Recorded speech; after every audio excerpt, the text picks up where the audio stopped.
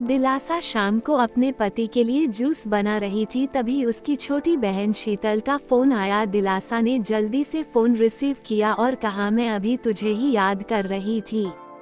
तुझे आम का जूस पसंद है ना, इसलिए जब भी बनाती हूँ हमेशा तेरी याद आ जाती है। पर दिलासा की बहन शीतल बिल्कुल खामोश थी।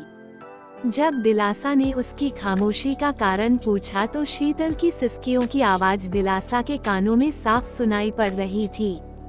दिलासा बहुत घबरा गई और उसने शीतल से जोर देकर पूछा कि आखिर हुआ क्या है। तब शीतल ने डरते डरते बताना शुरू किया कि अभी मेरे मोबाइल पर किसी अनजान व्यक्ति का फोन आया था और वह मुझे कह रहा था कि वह मुझे जानता है और उसके पास मेरी कुछ फोटो है, और अगर मैंने उसकी बातें और शर्त नहीं मानी तो वो उन फोटोज को इंटरनेट पर डाल देगा। तब दिलासा ने शीतल से कहा, शीतल ऐसे ही कोई गलत नंबर होगा, कोई सिरफिरा ऐसे ही तेरे मजे ले रहा होगा, तू डर मत, कुछ नहीं होगा ऐसा वैसा। तब शीतल ने घबराते हुए कहा, दीदी मुझे उस इंसान से डर नहीं लग रहा, पर मुझे उसकी बातों से बहुत डर लग रहा है।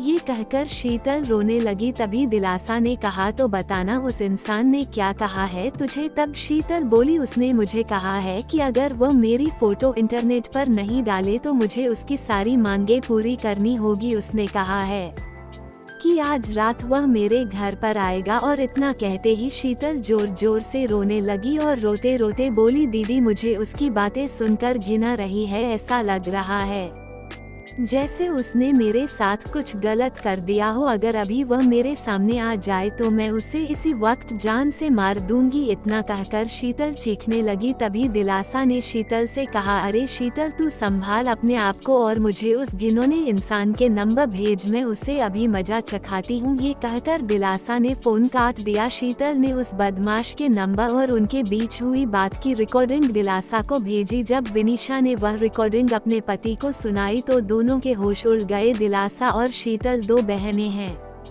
उनकी मम्मी का अभी 2 साल पहले ही देहांत हो चुका है और दिलासा की शादी अभी 1 साल पहले ही हुई थी। घर में बस अब उसके पापा और शीतल ही हैं। अब मोबाइल पर ऐसी धमकी भरी अश्लील बातें कोई भी बेटी अपने पिता को आसानी से नहीं बता सकती, इसलिए शीतल ने सारी बातें अपनी दीदी दिलासा को बताई। अगले दिन ही दिलासा और उसका पति पुलिस स्टेशन पर जाकर उस इंसान के खिलाफ पुलिस कंप्लेन करवा आए। बाद में जब पुलिस ने छानबीन की तो पता लगा वह लड़का शीतल के मोहल्ले का ही निकला जो मानसिक गंदगी से पीड़ित था। उसकी सोच और उसके विचार हर एक लड़की के प्रति घिनौनी नजर रखते थे। उसे पता था कि शीतल की मम्मी का देहांत हो चुका है और वह दिन भर घर पर अकेली रहती है और वे इसका फायदा उठा सकता है। और वह लड़का अपनी बुरी नजरों और घटिया बातों से शीतल की आत्मा के साथ खिलवाड़ कर रहा था। पर बाद में जब उसे पुलिस ने पकड़ लिया तो उसे जेल की सलाखों के पीछे जाना पड़ा।